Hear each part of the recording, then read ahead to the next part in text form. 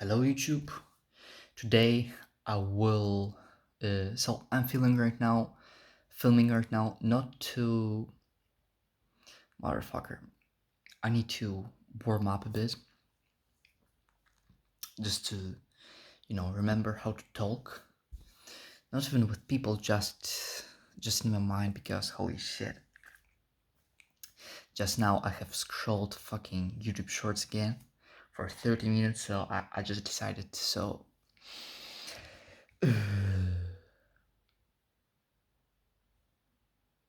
anyway.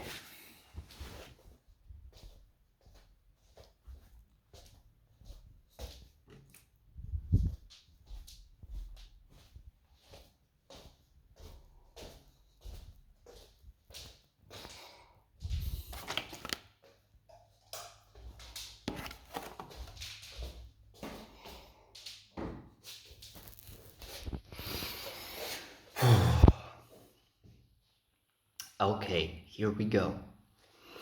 So, when it comes to my training, the last training was really decent, and especially yesterday, I ate pretty damn well. I just felt like I really, gained a millimeter or two just overnight because I ate quite a bit of food. But anyway, today I ain't gonna do a training update. Numbers are slowly climbing up. In 10 days, I mean, I'm pretty much 100% sure that I will be able to make a weight jump. I will be able to work up to 10 kilograms for 10 for overhead tricep extensions. Even though, damn, 10 kilograms for 10, I mean, maybe not that, but 8 kilograms for 16 for sure. 8 kilograms for 16 for sure. I don't know why, but I found that for overhead extensions, the weight jumps they just feel extremely. Anyway, holy shit, I came off the topic, motherfucker. I don't want to make a training update today. I just want to. The thing is, in my youth, back in my days, I mean, basically like 4 months ago, maybe five months ago. Wait away. Those are some new mocks here. I'm gonna film some videos about them, but that's gonna be for later. Wait, how do you like that? So the thing is, back in my days, I used to think and dedicate a lot of mental efforts to think about training, and even though I was mostly overdoing things and I mostly was, overthinking things that I just could know where the only way I could know those things is by actually trying, by experimenting myself. But instead I was thinking about it intensively in hopes that I will be able to come to a logical conclusion that I could rely on. But the thing is, I mean, when it comes to trading, like one simple question like how many sets should I do? The only way to know is to really try, to really try to do it with a set frequency, with a semi-set proximity to failure and set amount of sets, and just see how your body responds. And then you can take decisions whether or not to increase the amount of sets you're doing, to stay the same, to decrease it, or yeah, to leave it as is. Like if you're regressing and you just feel fatigued in certain area that you're tried higher volume on, then it obviously means that It is too much, and you should do less than that in order to recover. Uh, I mean, it's just a sign that it is more than you need in order to push progression. Whereas it is the opposite, where you're stagnating, but at the same time, you don't feel like you're doing more than you need to. You don't feel really tired. Like, this is clear signs that you probably should do more volume, more sets. Anyway, so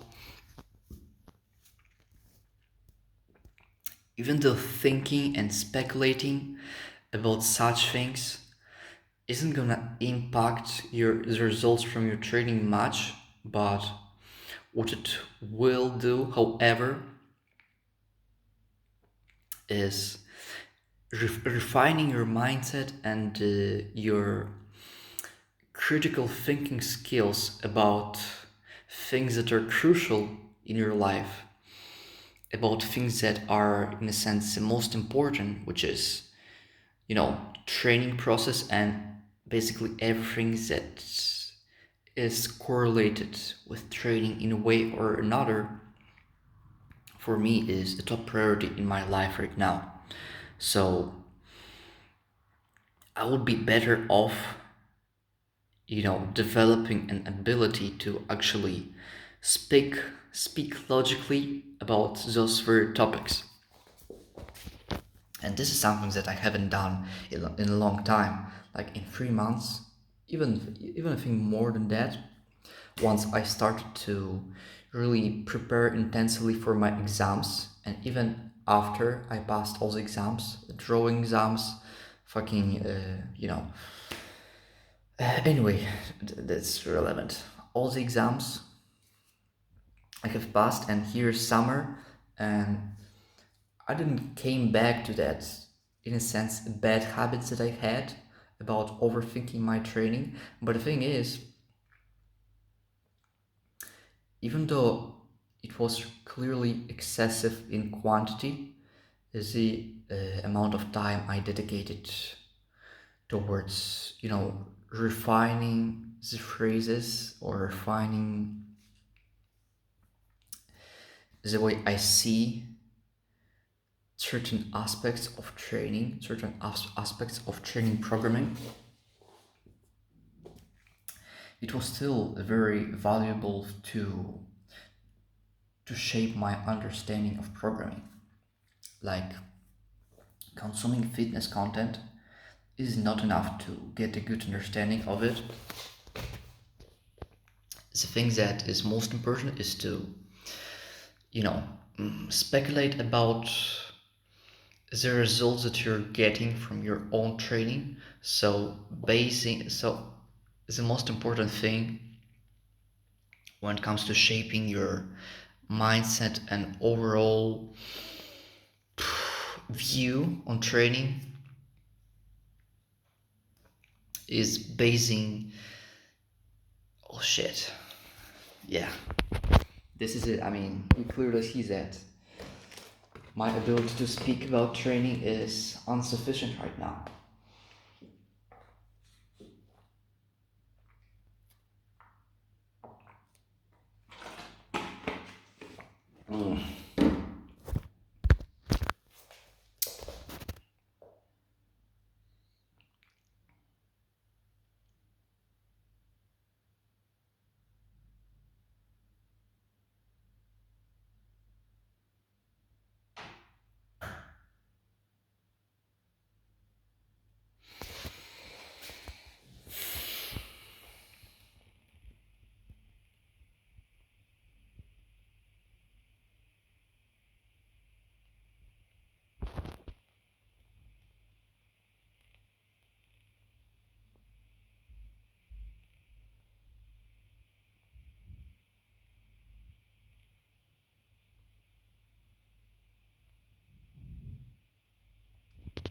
Do you know what I experience right now? A brain fog. This is what happens to your brain when you're watching too much short type content. your attention span decreases and you're not able to focus on things for a long time. Even if you really want to, you just, because you spend so many time consuming short type content, your brain just gets trained to consume short type content much more efficiently than you do long type content. And so it results in you having a shorter attention span, and so you aren't really able, you lose the ability to speculate on things for a long amount of time. And so, as you can see, I lose point of what I want to say pretty quickly, which is a big shame. But anyway, there were times in my life where I had such ability, so it is just a matter of me getting this ability back by actually practicing and trying to focus for a long time. I mean, for time longer than fucking, 30 seconds. Yeah, so this is basically what I want to do today. I mean, right now. Now it's like 27. So it's not gonna be a long time I'm gonna speak. I need to go to bed in around 2 hours. So this is gonna be rather quick. Okay. What would be the topics that I'm gonna speak about today? Yeah, actually, let's start about something that is a bit less typical, is a bit less talked about, is like something that is almost untalked about in today's YouTube fitness, which is how do I name it? You having specific physique goal in your mind and overall as a fact. So when it comes to objective goals that lifters of Z generation have in mind nowadays, for the most part, while they don't necessarily have a specific physique goal in their mind, I'm talking about people who are training for mainly to look a certain way, so to shape their muscle. So while most people who practice that not necessarily have a very specific goal in mind, they, I mean, most of the time they have, an overall shape that could be defined more or less. It could be in a sense, I mean, wait, let me think. And so,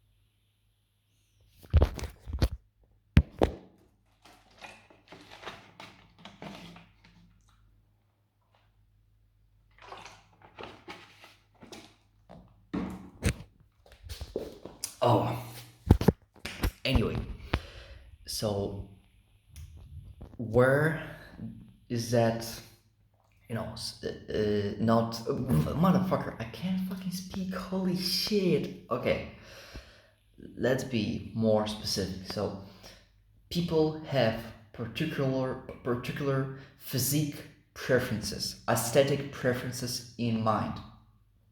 And so what I observed is the main, in a sense, place where that those physique preferences are coming from is from people that inspired uh, people from people that inspired the majority of people, the content consumers, to get into fitness in the first place. And so obviously the aesthetic preferences of the majority of people are mainly gonna come from people who have the largest audience on YouTube, on the internet, on Instagram, whenever there are, you know, whenever the most, whenever the most trainees are coming from.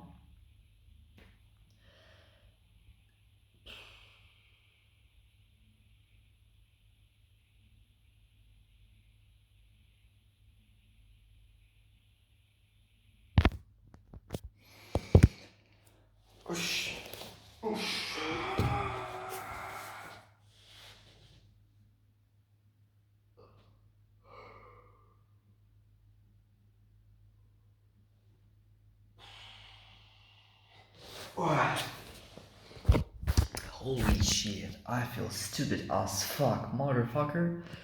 The brain fog is a real thing. Yeah, being stupid is not a pleasant feeling.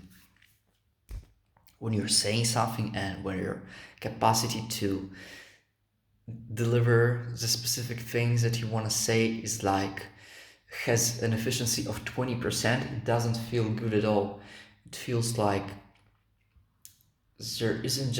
there's no an effective way to communicate with people for you, you know, because you will always be only 20% understood.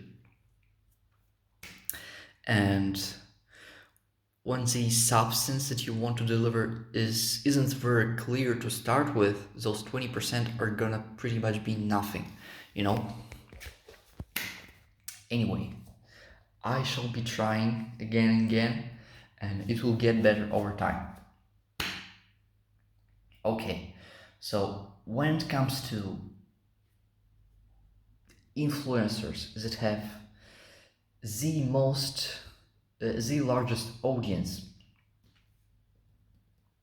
I mean, I am gonna specifically talk about a certain people, but I just made an observation that they have some traits in their. I'm talking right now about their physique, the development of their physique, and generally, they have certain traits that are very similar in muscle distribution. So muscles they're focusing on are generally very similar. So when it comes to strong points of their lower body is mainly quad and glute centric, because quads is the biggest muscle in the human body basically. Some people say that the glutes are bigger than the quads. I don't know why. Like, I mean, even though I don't know whether or not it is the case, but the quad has fucking four heads. I mean, it just makes sense that quads are much bigger than the glutes on their own, even though the glutes are second largest muscle in our body. Anyway, so the glutes and the quads are main focus of the lower body of those. Let's call them like aesthetic bras. Maybe not aesthetic bras, but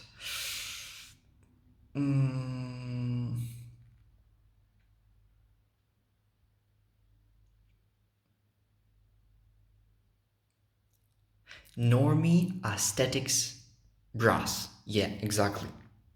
Because in a sense, aesthetics, it is too broad of a term. There are hundreds of variation of different physiques that could be deemed aesthetic, as long as the overall flow just flows, as long as it is generally appealing for human's eye, it's gonna be aesthetic. It's gonna fall within that term. So that idea of aesthetics that is ingrained by the majority of fitness influencers nowadays is a quite specific aesthetic. this is not something that is generally aesthetic across the board. I mean, this is just a specific look that for some reason, you know, became an ideal for the majority of people who train for the goal of looking better. Yeah. So let's take the physique down step by step. So overall, it is ever so slightly upper body dominant. So the upper body has overall more muscles that are developed. When it comes to the lower body, the, the only muscles that lower body has decently developed is quads. Like oftentimes they have decent quads, not huge but decently developed, and decent glutes. So for all those squats and leg extensions they're doing, because those are the biggest muscle of your lower body and they're gonna show the most. They usually don't have developed calves at all, and their hamstrings I noticed that are usually underdeveloped. So we aren't gonna specifically talk about them. So even though I already did, motherfucker, holy shit. Anyway, when it comes to the torso, the upper body, what draws the most attention on their upper body is overall shape of a V taper, but most importantly, shoulders and chest. Those are two muscle groups that are.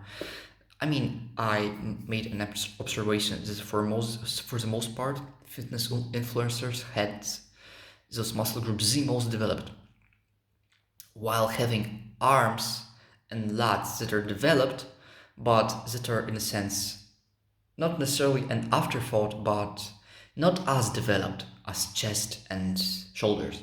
So chest and shoulders is really the center of their overall physique flow. Yeah, when it comes to traps, spinal erectors, abs, serratus, the entirety of the arms. I mean, the arms and lats usually are decently developed as well. Not as much as chest and shoulders, though. Yeah, when it comes to abs, for some reasons they don't train abs whatsoever. Like their abs are only seen when they're extremely low in body fat. I mean, for some reason, people think that abs is a muscle that can't really grow, can't increase in its muscle size. That you can only, increase its looks by shading down the fat, which is not the case at all. The truth is, if you want good looking abs, you need to increase your weight. I mean, you literally need to be in a caloric surplus in order to build your abdominal muscles for them to look amazing while you're more on the shredded side.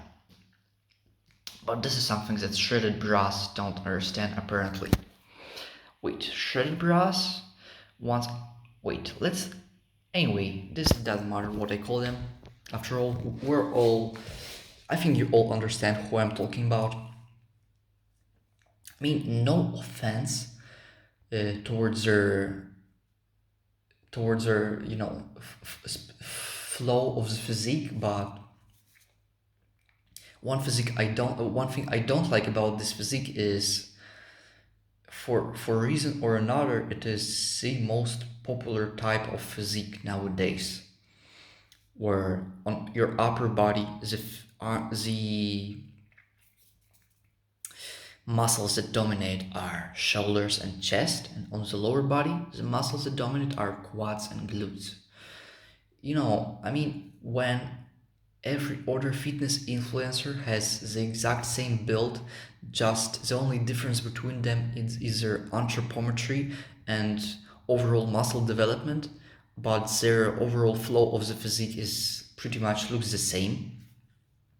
Just really boring, when your physique, your body literally doesn't represent your own individuality, but just it's like you develop a certain type of physique just because it is fashionable. it's like you're pursuing a fashion in a bodybuilding, in a process of building your body, and in my opinion, this is boring as hell.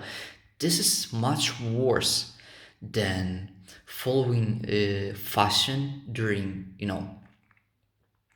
to wear clothes, because clothes you can take off and here's your body naked. The only thing that is truly yours is, the body and mind you have. And so developing your body to match fashionable traits, to match trends for the majority of people to like your physique, and not first and foremost for yourself to like your physique. This is just,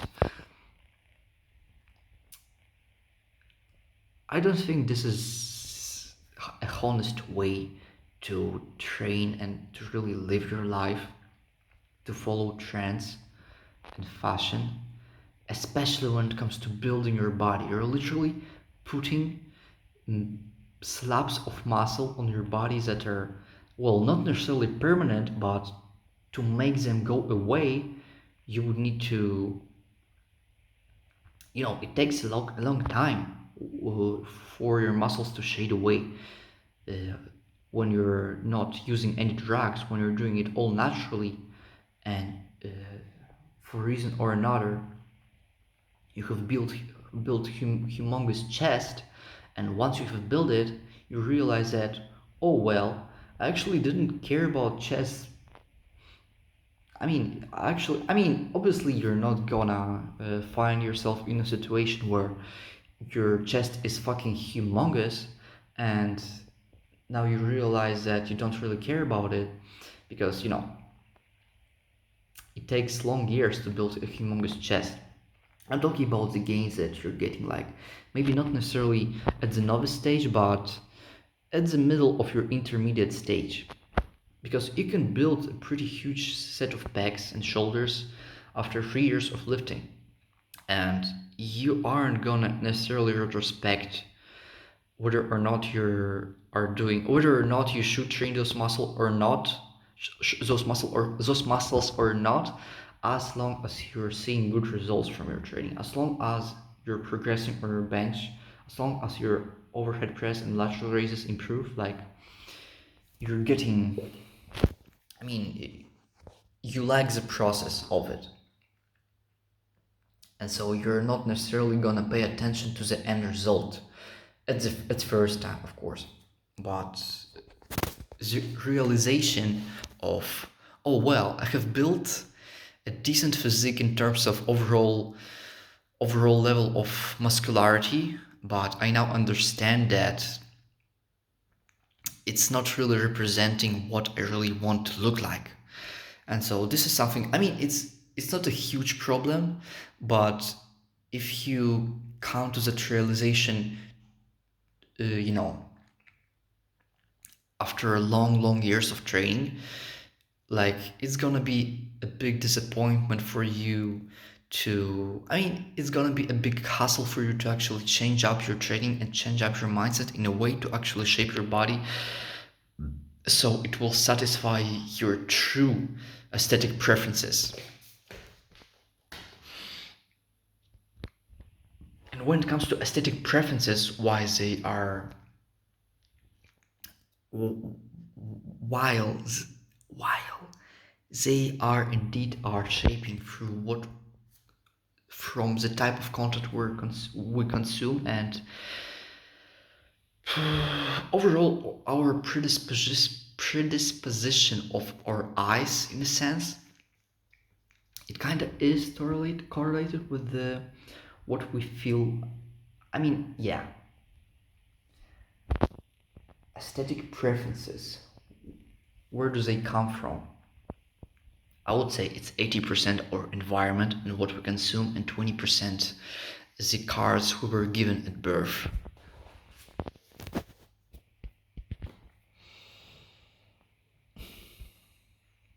But in reality, I don't know how it is. But still, when your physique, after long years of training, does not satisfy your true aesthetic preferences, like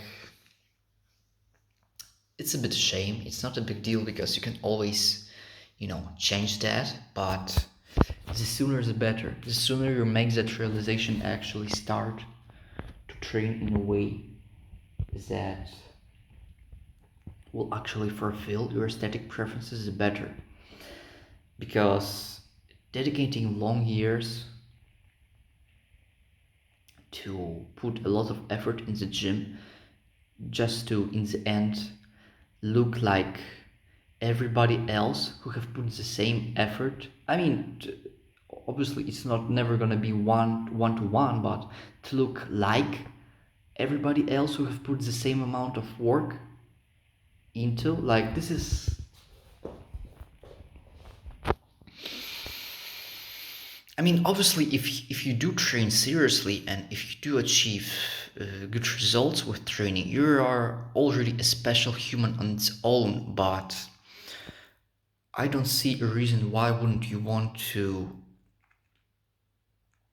look different from anybody, even from those who say share the same passion as you.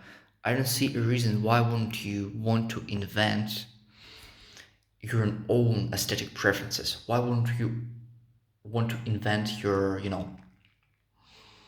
mm, your own ideal physique? You can just made it up, but as long as it represents your true aesthetic preferences, as long as this is really what you want to look like deep down, this is what you should follow. And so this is something that is, yeah, so this is something that is, I see missing, that is missing entirely from fitness content nowadays. Nobody really discusses different uh, different body types and different, I mean, not body types, but different muscular proportions that you can acquire by biasing your training towards that or that. There are so many ways your body can look like based on the way you train, and just choosing, you know arbitrary way that you got, arbitrary end result, not really looking into it and just caring about the process. I mean, it's really important to care about the process and to enjoy the process first and foremost. But you can literally enjoy the process more if you know for a fact that the end result will be satisfactory for your aesthetic preferences. Wait, how much is that? 23.49. Yeah, I'm gonna wrap this up for now. But anyway, what I wanted to say really is you have a choice when it comes to the specific way you want to train and specific way you want to look. There is no one ideal way you can look like. It's really whatever you choose, but you can choose whatever. You can choose whatever in your mind looks cool. Like, just to give an example, instead of following the simple flow of big quads, big glutes, like you can do something like decently developed quads, decently developed hamstrings, glutes rather on smaller side, but also well-developed calves.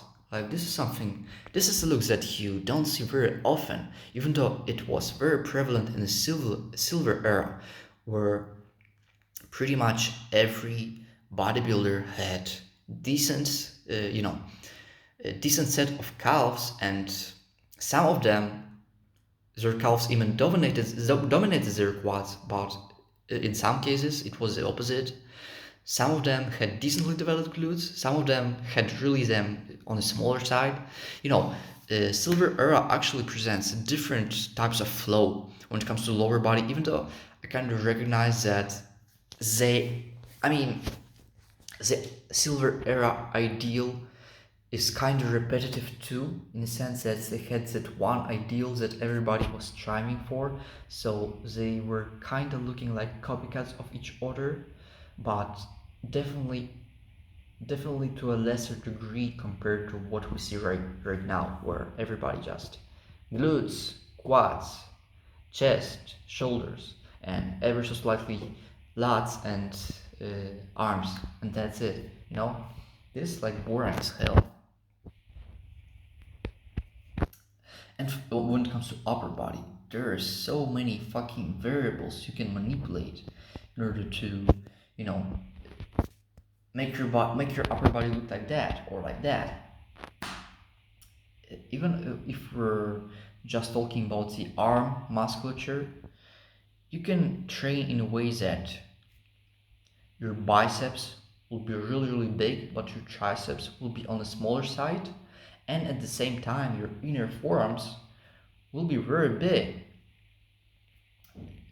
So I mean, it's just a flow that is available to you, or you can do something like the opposite of that, where the most of the mass is in the triceps, and when it comes to forearms, the most of the mass is on the top of your forearms. So the brachioradialis and the wrist extensors. I mean, this is something that you can strive for if you really believe that this is the arm flow that looks the best, or you straight up can, you know, because there's order camp next to aesthetic bras. Those are horse bras that their only concern is to maximize their size, their muscle size across the body. And this is something that is more niche, I would say. This is something that, like, I respect better. I mean, I respect more just because it takes so much more efforts to get rather than just to get half of your musculature very developed. They care about developing to maximal extent every muscle in their body. But the thing is, it would be kind of repetitive too if everybody had their muscles to the max. Whereas you don't have only to choose 50% of your musculature. You don't only have to choose 100%. You can choose 70, you can choose 65, 85, 90, you know, whatever your preferences entail. Like, for me, I would say I would want to have 80%, I mean 85% of my muscles decently developed, and maybe some muscle groups that I would want them to stay relatively underdeveloped. Like my glutes and shoulders, I would want to keep them on the smaller side pretty much for the rest of my life. Even though this is just comes from my preference that I have right now, but because I had that preference for the past 2 years, I'm pretty confident it's gonna stay the same. Because I had that picture of an ideal physique for myself, and it haven't really changed in past 2 years because I really liked it. I mean, I really like it to this day because it's very unique and it's something I have never seen on a real human before. Like this combination of proportions, I have never seen any bodybuilder match what I have in my head. So in order to really find out what would it really look like in reality, I would just try myself to look like what I imagine is the most badass look in history of bodybuilding. Yeah, and this is something that I wish you, whoever watches that video, even though I'm pretty sure that nobody really will watch that. This is mainly us, and this is mainly for entertainment purposes for myself, not necessarily to entertain audience. Yeah. Anyway, what I would like to wish for whoever who watches that video,